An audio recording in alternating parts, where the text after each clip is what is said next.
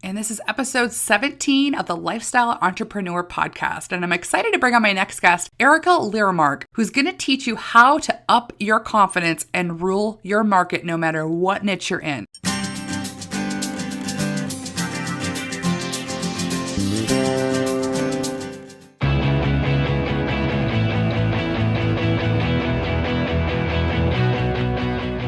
Welcome to the Lifestyle Entrepreneur Podcast. I'm your host, Kris Gilbertson, and I'm an author, speaker, and a coach to teaching you how to launch your own successful podcast. And the reason I designed this show is to bring you the top lifestyle entrepreneur experts from all over the world for them to share their key strategies that they've used to launch their own businesses and allow them to live life on their own terms. So tune in every Friday for new episodes and come on over and join the Lifestyle Entrepreneur community at www.lifestyleacademy.com. There you're going to receive VIP training from specific guests from the podcast, along with being able to watch all of the interviews. And I'll also be making it really easy for you to implement these strategies that you're hearing by sending you what I like to call the Lifestyle Cliff Notes on the best lessons learned on the podcast. So let's get started. All right, so before we get started with the show, I just want to thank everyone who is subscribing and leaving awesome reviews in iTunes. I'm so excited that people are enjoying these interviews. And I'm excited to announce First Fridays. So what I'm going to be doing the first Friday of every month, we're going to have a raffle for those of you that have subscribed to the podcast and then also left a review. And it'll be a raffle for $25 gift cards from iTunes, Amazon, eBay, all over the place. So all you simply need to do is just subscribe to the podcast in iTunes and then leave us a review and your name will go in a hat and we'll announce that the first Friday of every month. And here's another shout out this week. This is from Camort, Camort. And they say Kris is one-stop shopping for success. Kris's training is top-notch. She connects with other experts in their field to bring you the training you need to take your business to the next level. Whether you're just starting or advanced, you will learn something. So awesome. Thank you so much for leaving a review. Glad that it's helping you and that you're enjoying it. And definitely, I want this to be able to tap into people that are already seasoned experts because there's always tidbits that we can learn, as well as for the new entrepreneurs or new people taking their businesses online to really make it easy for you to start to implement some of these strategies and have success. So let's get at today's show now. Welcome, everyone. I'm so excited for today's guest. Her name is Erika Lyremark, and she is the founder of dailywhip.com. And she's absolutely amazing at helping women entrepreneurs break through and find their genius. And she's also the author of Think Like a Stripper, Business Lessons to Up Your Confidence, Attract More Clients, and Rule Your Market. And so what's great about Erika is her story is just, it may shock you, but you're going to learn so much from this interview today. So after spending nearly a decade on the pole, she's going to come and talk to us today about tantalizing business advice for your success. So Erika, welcome. How are you doing today? Good. How are you today? Thanks for having me. Yes, excellent. I'm so excited to have you here. So I'd love for you to start out. Usually I ask everybody how they got started out as an expert in their field, but I'd love for you to start with your story of how everything evolved with your evolution. Well, I would say that I started out as an expert in my field from a very, very young age. I mean, I have been selling things and hustling my whole life. I think it's just a part of my upbringing. I was raised to work really hard. Nothing was ever handed to me. I always joke that instead of being born with a silver spoon, I was born with a shovel. And, pretty much as soon as I could walk, my parents were like, go weed the garden, get to work. And I grew up in a affluent suburb. And, I always joke I live in the poor part of the affluent suburb. And, I was not spoiled at all. And I grew up around a lot of kids who were really spoiled. And I was always very jealous of them. But as I've gotten older, I realized my, strong Protestant work ethic has served me incredibly well over the years. So I've always had to been strategic about hustling and, just like I said, being strategic. I used to charge my mom to go to the grocery store when I was little. She, this is back in the day when you could send your kids to the grocery store. We lived 2 blocks from the store. And so I'd walk up to the store and buy milk and bread and butter and whatever. And it was, she'd give me like $2 and there'd be like 15 cents left. And she'd say, where's my change? And I'd say, Mom, labor. I can't just do this for free. And, she just always, I think she just thought it was funny, or she was just too tired to care. So she would just like let me keep the money. And I was always working the angles of how to make money around the house, doing extra chores. My mom, I had this great idea where my mom could pay me to memorize Bible verses. Really? Yeah, so I made a lot of money. I know a lot of Bible verses just because I got paid to memorize them. That's hilarious. I love it though. So I would say I've always been working the angles. And so when I was in my, let's see, how old was I? I was in my early 20s, and I was living out in Seattle, Washington. And there was a school that I wanted to go to. I wanted to get a degree in apparel design. That always been my dream, was to be a fashion designer. And to be successful in the program, I needed two things: a ton of time and a ton of money. Just because most people in the program, like, there was so much homework, you would like no time to work. Like one day a week would be pushing it. Right. And I just happened to be friends with a lot of strippers at the time. I was very in alternative subculture living, and most of my friends were very smart and motivated women, and they were not like your stereotypical bimbo stripper types. Right. And that's how I got into it. Is really just my circle of influence. And I've always been very bold and very ballsy, and willing to do things that other people are not willing to do. And it took me a year to decide to do it. I decided that if I could be a stripper, I could achieve anything in life. Like I would never be afraid of anything else again. Yeah. Yeah. Well, the confidence that comes from that, I can only imagine. So what was that decision-making process for you? Well, it took me about a year, and I really had to think about it. And I really, I had to, I literally make a list of the pros and cons, because there were so many cons of being a stripper. But it really ultimately came down to, again, of challenging myself and pushing myself out of my boundaries. And, it was about the money, but there was always a way. Like, you can always find a way to make, different kinds of money. And I could have gotten school loans, and I could have, really gone to my parents, and I could have really worked them more of like, hey, I need this money, because if not, I'm going to become a stripper. I'm sure my dad would have been like, no, whatever you want, I'll become a stripper. But I never told my parents until I was in it for about 5 years. Yeah. And I think they kind of suspected a little bit. So yeah. And I was living out in Seattle, Washington, and they were living here in Minneapolis, where I live now. So yeah.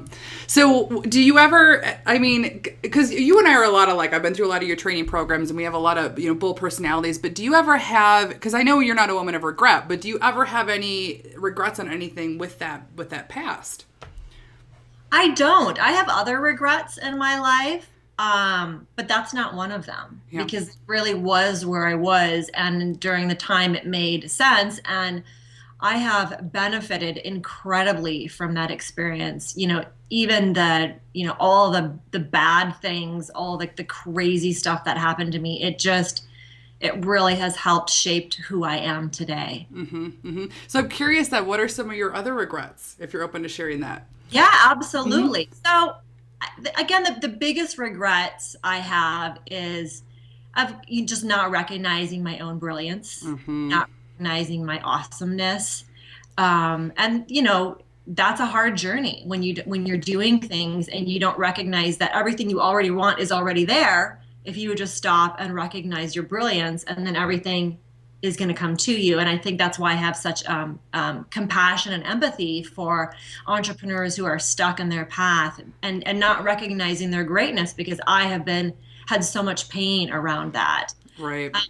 I think the other thing is really when I started making the transition to Daily Whip, I worked in commercial real estate. I'm a partner in a commercial real estate company, and I was managing partner there for 10 years. And rather than just letting my business kind of unfold more naturally, I was like, I got to get clients. I got to get out there. When I didn't need the money, but I thought well, I should be doing that, because that makes what sense. And that's what you do is you have a business, is you get out there and you get clients. And rather than taking the time to really craft my methodologies and to get better at what I do, I was really focused on the money. And I think mm-hmm. that's been a huge life lesson for me, is that anytime I focus on the money, it never goes well. Yeah. Money is a result of being in your personal power and doing amazing things that make you feel good. And I know that, but, I would still get to that place. And until you get out of that, you can't see that. And so, for anybody who's listening today, if they're in that place and they're so focused on making the money and it's like driving them crazy, I just really invite you to let that go, because the money will come. And so I do believe in, it's like a push-pull, kind of thing. Like we have to like push ourselves out of, push our personal boundaries, but then we have to pull it back in and allow things. If we just work within the natural flow of the universe, things are going to be so much more effortless and with ease. It's not about being lazy, right? But it's about doing things in its natural flow. Yeah. And that's such a great point, because I mean, I know I've gone through that. I think most entrepreneurs have gone through that phase where it's push, push, push. They're trying to, get out there, and it's not knowing how to just go with it and know the universe will support you. And I think it's always kind of a learning curve. So I want to just back up for 1 second. Is how did you transition then into the commercial real estate, and talk about that transition for yourself?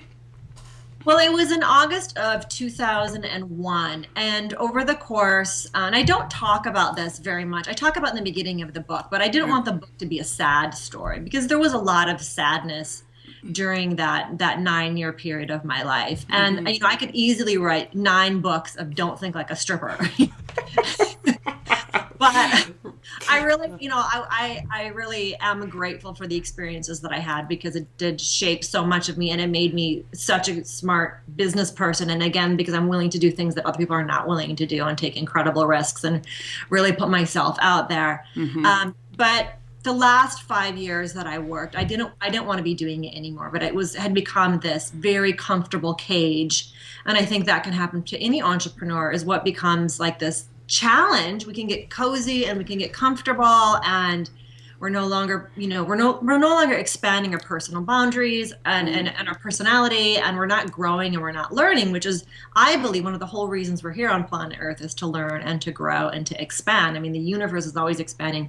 We are happiest when we're progressing and when we are expanding. So, I had gotten what it was that I needed to get from that industry. And so the last 2 years, I started drinking pretty heavily to kind of cope with everything, and just incredibly, incredibly addicted to the lifestyle and everything that goes with it. And I wasn't making any money the last summer that I danced, because I was so burnt out, and I would go to work and I would like literally cry in the bathroom, and I'd call my boyfriend at the time, like, can you come pick me up? And I can't take it anymore. And there was this one night where I just had it. And I was like, that's it. I'm done. Not going back. I don't care if I have to go on welfare. I'm never doing that again. And I went home, and the next morning I woke up and I called my mom and I said, Mom, I'm done. And, you have to help me.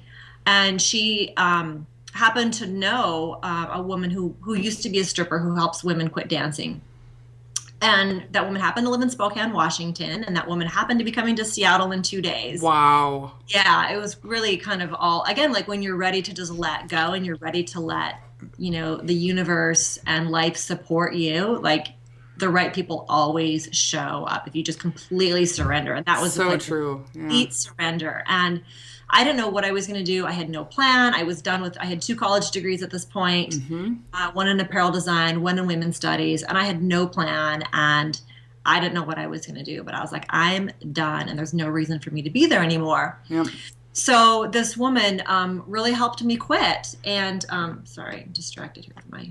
Anyways, that really helped me quit. And again, like a whole team of people stepped up to help me, and friends and family, and people gave me money and, love and support. It was really incredible. And it was in December of that year, and I still hadn't found a job. And I mean, I was like applying at like Bed Bath & Beyond and applying for jobs for $9 an hour. And I was really putting myself out there and not having,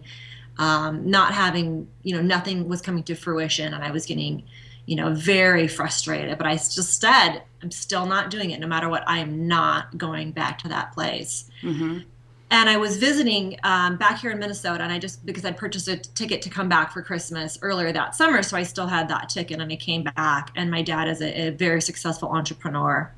And a couple years before that, he had purchased an industrial building, 70,000 square foot industrial building, and my brother and sister and I partners on it. And, we were just like, whatever, like, just let us know if that building ever makes money, like it was so not part of like my business fantasy. And he said, hey, do you want to come to Minneapolis? And, you have to be here for a year and let's just like see what happens and you can come and work and, here's your pay. And it was very like entry level pay, way less than what I was used to making. But I was like, all right, I'll do it. And that was, again, complete surrender. And within 3 weeks, I'd left my life in Seattle I'd lived there for 11 years. And it was back in Minnesota, living with my mom and working with my dad. And in his office, he literally like found a place in the hallway for me for like a desk. And it was so unglamorous. And it was just not anything that I had ever imagined. But it was like the best thing that happened for me because I got away from the industry. I couldn't go back. I was, my parents were like keeping a tight leash on me. And, I was 31 at the time that I moved back here. And that's just kind of how it all started. And then I ended up really loving the commercial real estate aspect for about 3 years of that. And I was really good at it. And I was really good at selling and running a construction crew. And I really understood building design because of my apparel design degree. I'm very architecturally engineer minded. And so, it worked out. And then after 3 years of that, I said, I've gotten what I've needed to do. And what's next? And then it was like another 7-year period of me transitioning. Was it 7 years? Yeah, 7 years of me transitioning from my commercial real estate to what I'm doing at Daily Whip. Yeah. Well, there's so much in that story, though. And I love how you talk about doing whatever it takes to get where you need to go. Because, I mean, literally, as an entrepreneur, whatever it takes you have to do sometimes when you're getting your business launched. And I really like the fact that you talk about, too, with the commercial, just jumping into a completely new field and just making it happen and moving forward with it. So I love, what I want you to talk about now is the birth of Daily Whip and how that's evolved and how because you have all different backgrounds with what you've done, but you've brought it into such an amazing business platform now. So talk about how you launched that. Well, my original dream when I started, I was trying to figure out what I wanted to do. And I've always been a project person. That's why I loved school, is that you go for, 12 weeks and then you have 2 weeks off and you learn something and then you're doing something new. And I'm a huge learner. I'm a huge geek. And so I knew I wanted a consulting type of business. And I'd had some coaching, and I was a huge fan of coaching because I loved that it wasn't about what you'd done in the past. It was about what are you going to do today and how are you going to move forward? And believe me, I had plenty of things that I wanted to ditch from my past. So I was very attracted to coaching, and I just had incredible results with the coaches that I'd worked with. And so I was always very attracted to like the self-improvement field because I needed so much of it in my 20s. I was like, I read every book in like the self-improvement section at Barnes and Noble. And so I didn't really know what I was going to do, but I knew I wanted a business where I could travel and I could, live anywhere in the world and make money. And because I love adventure and I love to travel. And a lot of times when I travel, I get bored because I want to work and I love to work. And in 2004, I watched the season premiere of The Apprentice. It was like world premiere. I'd never watched reality TV before, but because it was about business, I watched it.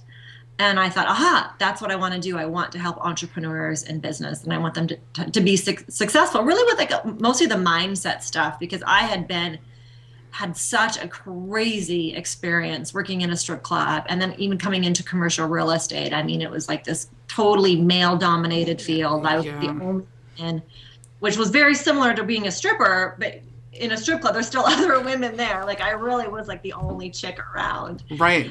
And so that just kind of got my creative juices flowing. And I found a coaching school here in Minneapolis that I went to the following spring in 2005. And my first day of coaching school, I got on the phone and I called everybody that I knew. And I even called my dad. I'm like, hey, you want free coaching? And I just started working for free and kind of like figuring out, how I wanted to do it. And I started to recognize patterns with people. And I started to, keep note of that and track those down, because I realized like everybody kind of has the same stuff, but like, what's my version of that? What's my methodology of that? Mm-hmm. And I had, several iterations of my brand. My first brand was pink, actually. And I know it's shocking to be like, I'm not a pink girl. And someone actually told me that it really changed. I'm like, yeah, I'm really not. Like, I like pink, but just because I love branding and all different types of stuff. And just like, I love everything from like country western stuff to totally preppy to hip hop to, like, just as long as things are done really well, I'm super attracted to things that are done very well. Right. And, so I went through several iterations of my brand, and I met a guy named Dan Alisic. His company is called Wow Branding, wowbranding.com. And I basically bought a book at Barnes & Noble. It was all the best of business cards, 2007. I think I have it right over here on my bookcase. And I just, they had a free session, like a free start type thing. And I knew that I couldn't afford their branding services.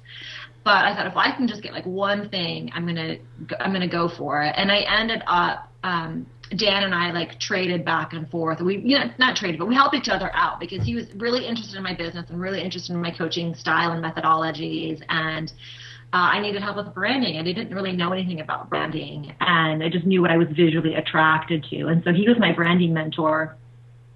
And he really helped me realize that the more that I can be myself in my brand, and I've always been super bossy, and I've always, been attracted to that bold factor.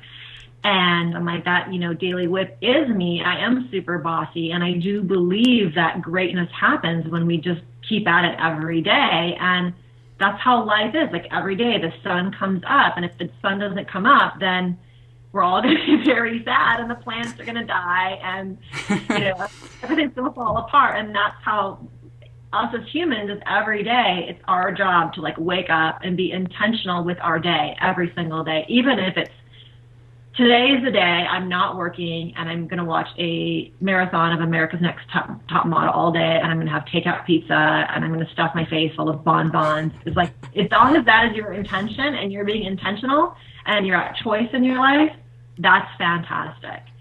And we so often cheat on ourselves. And so that's why, the whole Daily Whip philosophy is there. And Daily Whip is just as much for myself as it is for everybody. And I really wanted, I was tired of going to seminars and feeling like, they would just last like the weekend.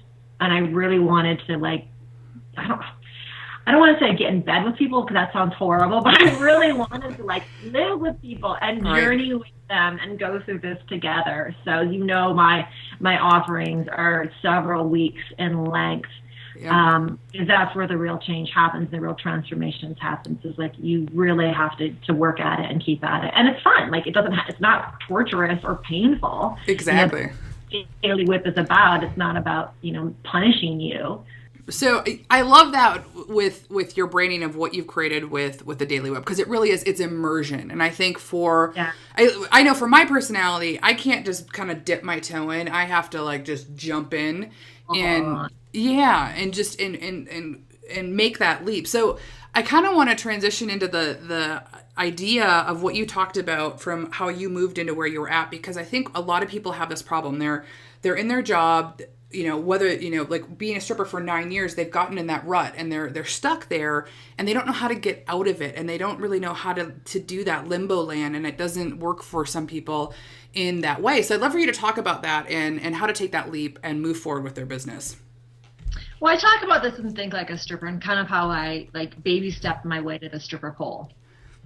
And I think that, for some people, they are just like, they don't do anything slow, and it's like fast, and that works for you. That's great. I'm not one of those people either.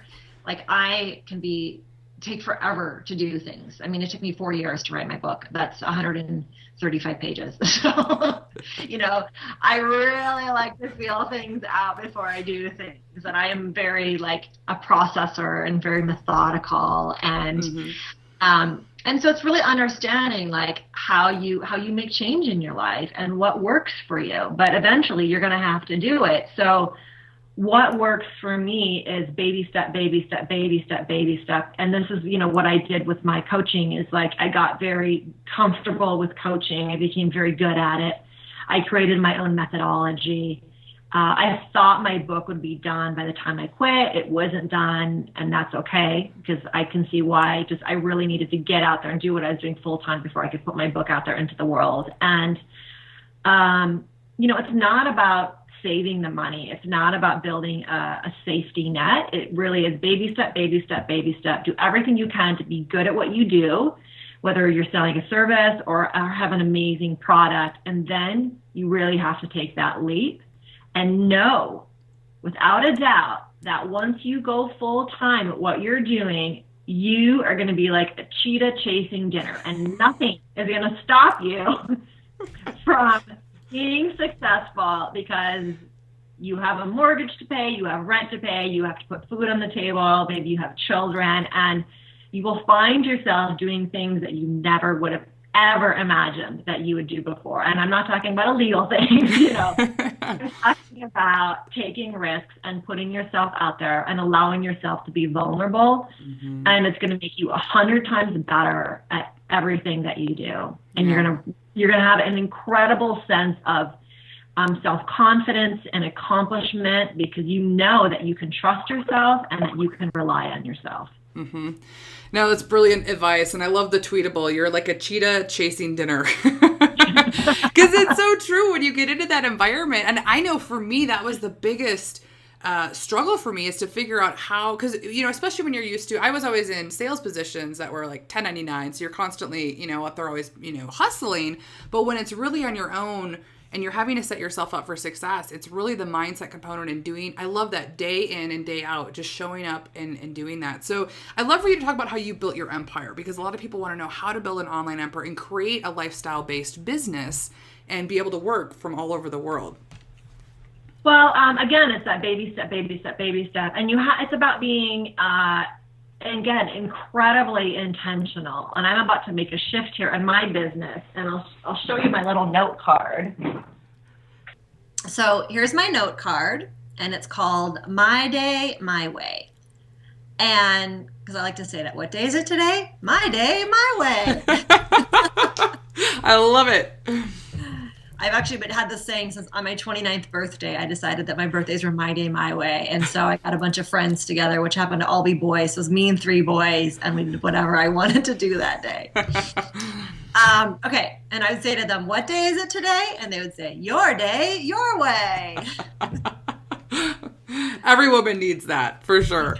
My way. So it makes me really happy. So if you want to do this quick exercise, start out with something that makes you happy. If you want to call it my day, my way, go for it. And again, it makes me very happy. So, I've planned out my week, because I like to I need a ton of space in my life, because that's where I'm happiest, because I'm really creative. I like to imagine and dream and create. And when I'm in my secret lab and when I'm coaching people is when I'm happiest.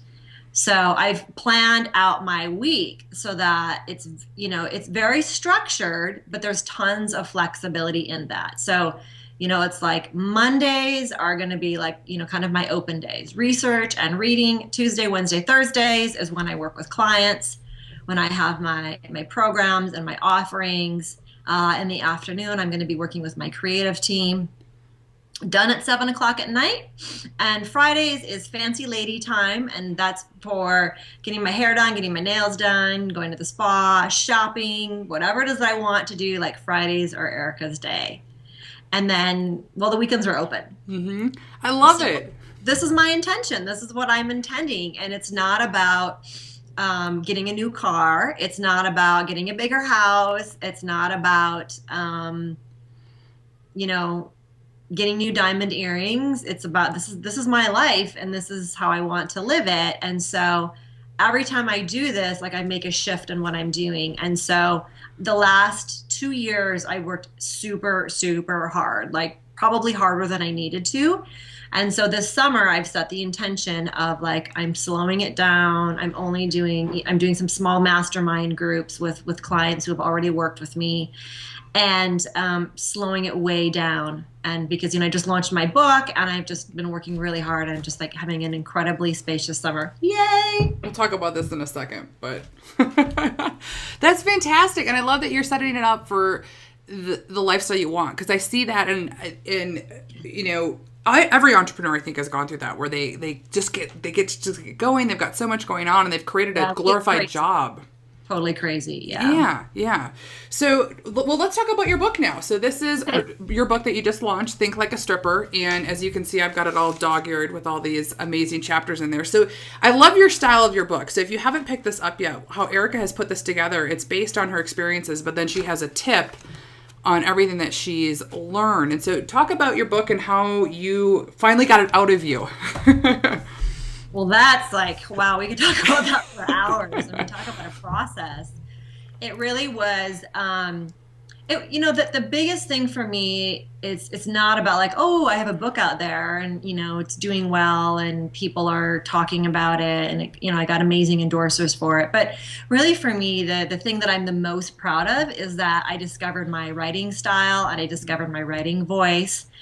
And I guess, the biggest tip that I can give people is that when you're having fun, when it feels good to you, it's your voice. And I'm horrible at writing like third party, like business communication letters. And anytime I have to be like super professional, like I'm so horrible with that. Like I seriously wanted to cry. It's just so not me. And so, but when I get to be myself and I get to be sarcastic and witty and funny and incredibly direct, that is what makes me happy. And to tell funny stories, because I am insane and I am crazy and I do view the world in a way that people don't normally view it. But that's me and that's what makes me happy. And that is that short, I'm very type A and I don't like to, I remember reading Stephen King books and be like, why are they so long? Can we edit this down? And I like to read. Like I like to read magazines. I like to read. And I think that's why, blogs are doing so well is because they're short. And it's a different style of writing. So I thought of, what's the kind of book that I like to read? And I also was very influenced by Barbara Corcoran. She has a book it's now called Shark Tales. It's super funny. It's very charming. It's very witty. And I read her book about 10 years ago. And it was a really big influence on my life. I'm like, that's how I think. Like I'm kind of, crazy and silly and goofy, but I'm also can be very serious. I'm serious about what it is that I'm doing. And so I really wanted a book that was like, this is my style. And again, I'm keeping it really short. So there was a period where that book was twice as long as it was.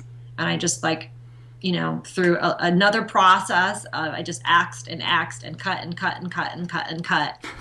kept cutting. And now I'm really glad because people are really loving it because they can read it in an afternoon. It's not time consuming. Some people are not even reading it cover to cover. They're just picking it up when they have a chance and they're just reading a tip here and there, and you don't have to read it chronologically. And that's really what I wanted. It's like, open it up, read a tip, and get on with your day. Yep. And they're all actionable tips that every single one of them, wherever you're at in your entrepreneurial career or just getting started, can benefit from it. So and that's the other thing, that people think that success is linear, and it's not.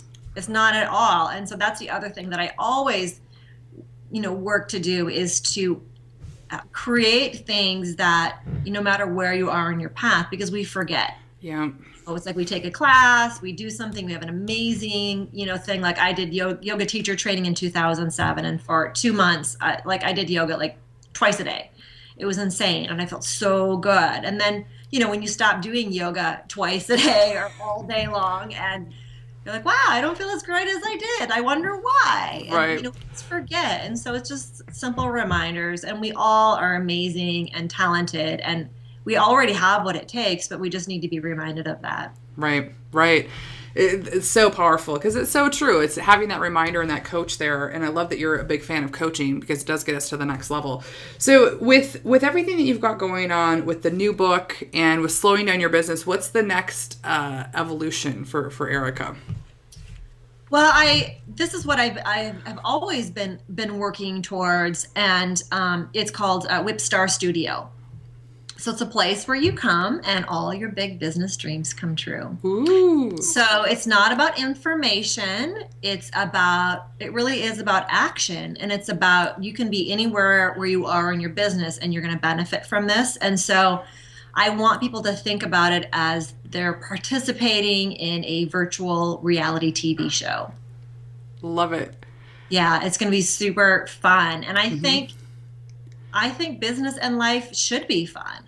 And I think that we take ourselves way too seriously. And I'm one of the things that I'm working to create is that feeling that you get when you go to a conference and you're with people for like 3 days and you all stay in the same hotel and you're hanging out and you're just like buzzing. Yep. And you feel so alive and so excited. And that's the experience that I want to give people, is a place of, really that just like fun and daily inspiration and community and camaraderie, and really that we're all in this together, and we all need to help each other out, and we don't need to be the lone wolf or the lone wolfess. That's not fun. And it isn't. Yeah. I just want to have fun. I love it. So when is the studio opening? When is Well, my plan is this fall. Oh, exciting. That's what I'm planning. It'll be, there'll be different, the bigger version, I'm going to have to, baby step my way into that, because I have to kind of like see how things are going to already work out. But since you have already done one of my programs, you're already in. So anybody who's already it's for free. And so I'm also changing my business model. And so it's like, because I really want more people to have access to it. Yeah. And because it's not about learning things, it's about using what your already innate gifts and talents and recognizing them and being seen and feeling heard and feeling important and feeling like you do matter. And we all want recognition, and we all want to be seen. We all want to be heard. Yep. And I think that, as much as social media has connected us, like that's how I'm, connected with you, is through social media. It also can be very disconnecting and very divided. And so I'm really looking to bridge that gap and to bring, social media in a way that does bring us together and doesn't divide us or make us feel like, we're in this constant popularity contest. Right. And I love that. And I think your genius of starting that too, also because of, and for the people that are listening that are the online marketers, it's so siloed. I mean, you're in your own little bubble. You're in your online world, but it really doesn't have that connection. And people, I think, today are really wanting to get back to real connection. So that's really exciting. Congratulations. I'm excited to hear about that. Thank you. Yes. So we'll stay tuned for all that. I'll have all in the show notes, all about Erika, and then we'll keep you posted on what she's got happening here in the fall of 2013. But I'd love for you to talk about what any top resources that have saved your life as an entrepreneur that you can share with the listeners. Top resources. So many. Someone, I was speaking at Tori Johnson's Spark and Hustle, and someone had asked me, what are the top 3 things that you need to succeed in business? And I don't think it was the answer that they were expecting, but I said, get a lot of sleep, eat really healthy, and exercise. That's hilarious. And like, I have not been sleeping very well lately, and I think it's like bright out at 6:30 in the morning, so I put like these dark blankets in our bedroom, and my husband's like, this looks horrible, we look like we're like in college. I'm like, I don't care, I can't sleep because we're an eye mask. I'm like, I know, but it just seeps in other corners. And so like I slept till 9 o'clock today. I went to bed at 11 and slept till 9, and I feel so amazing. And then I took my dog for a walk, and then I stopped and smelled lilacs, and then I picked them, and then literally smelled the roses. Smelled these cherry blossoms, and I was like, I feel so happy today. And it really is we have to take care of our physical bodies because we are already innately intuitive. We already have our gifts and talents. We are born with those. Nobody can take those from you. Those are yours. They're unique to you. And the more that we can stay grounded in our physical body, and like the rest will come to you. Mm-hmm. Like, so really, like, I know it's so cliche, but it's so true. And the other thing I want to let people know is that information is great, but that's like, it's such a small portion of it. So true. And you don't have to, even though I'm a huge fan of great writing and great marketing, like I love marketers and I love branding, and you don't need that. And like, just focus on human connection and building relationships. Mm-hmm. That's brilliant. No one's even they're always a resource, which there's a lot of resources that we need as entrepreneurs, but I love the fact that you're just talking about making that connection, and it's based on relationships and not having it all figured out and knowing all of it. So nobody has it figured out. We're all like clueless and running around going, what the hell? What the hell? Exactly. Just figured it out. Now why is this happening to me? What the hell? Yeah. Well, and exactly. I love that. And then some of them are just a little bit further down the road, but it's still the same thing when you're always taking yourself to the next level. Yeah. So brilliant. So what other trends do you see in the industry right now for the future? Well, again, I see this return to connection. I think one of the biggest challenges, and I'm not a therapist, I'm not a psychiatrist, but I really think that there's going to be some sort of like new diagnosis of like social media disorder, because all of the things that I hated in high school that I didn't participate in, it was about like, you know, the popularity contest and being in a clique, and I was never participated in that, and that's never been me. I've always been like, you know, in high school I was in the library, you know, studying so I could hurry up and like be done with high school early. I didn't have to graduate high school, but I wanted this work from. But you know what I'm saying? Yeah. I was the same way. Get me out of here. Other people were not doing, because I was like, I got to get the hell out of here. Yeah.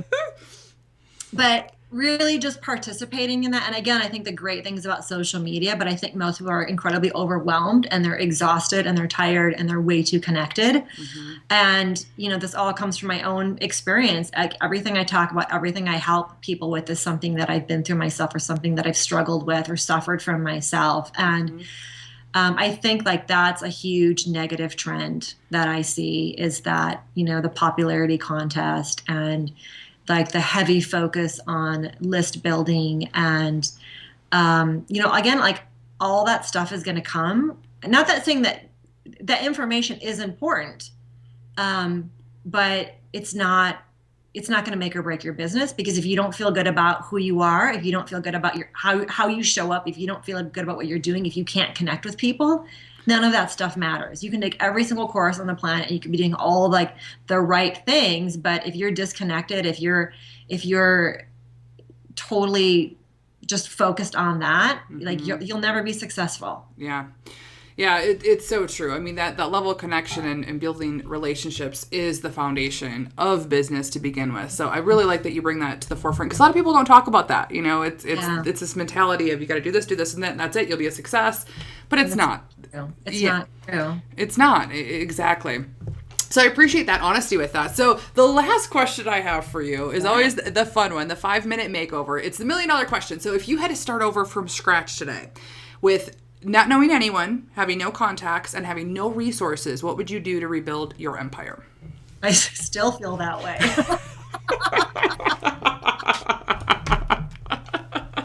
I love it. That's how I built it. Yeah.